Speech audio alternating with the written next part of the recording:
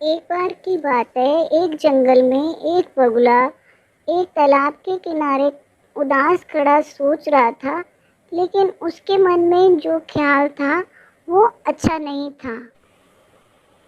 उस तालाब की मछलियाँ उसे देख रही थी कि बगुला उदास है। उन्होंने उससे पूछा, तुम्हारी उदासी का क्या कारण है?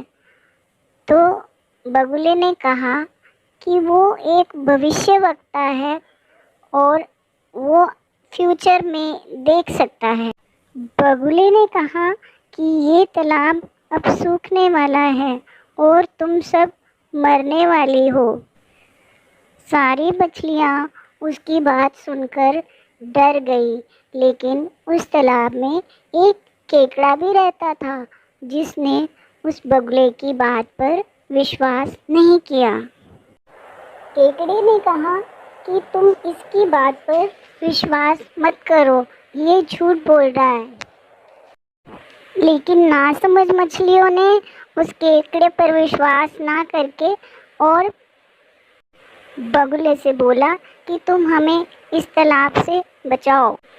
तो वो बगुला एक मछली को अपने साथ किसी तालाब पर ले गया और दिखाया कि देखो कितना बड़ा तालाब है। देखा कितनी बड़ी नदी है, मजा आया तैरने का। वो मछली आकर बोली, हाँ वहाँ पर तो एक सचमुच में एक बहुत बड़ा तालाब है। तो सभी मछलियाँ वहाँ जाने के लिए उत्सुक हो गई। बगुला उनको एक एक करके ले जाने लगा, लेकिन वो तालाब पर नहीं जाता था। वो उनको ले जाकर एक एक को खाने लगा और वो उनकी हड्डियाँ वहीं पर ही फेंक देता था। जब कोई भी मछली उस तालाब में नहीं बची तो बगुले ने केकड़े से कहा कि आओ तुम्हें भी मैं वहाँ छोड़ दूँ। लेकिन वो बहुत बड़ा था जो उसकी चोंच में नहीं आ सकता था। केकड़ा उसकी गर्दन से पकड़कर लटक गया और बगुला उसको लेकर उड़ चला।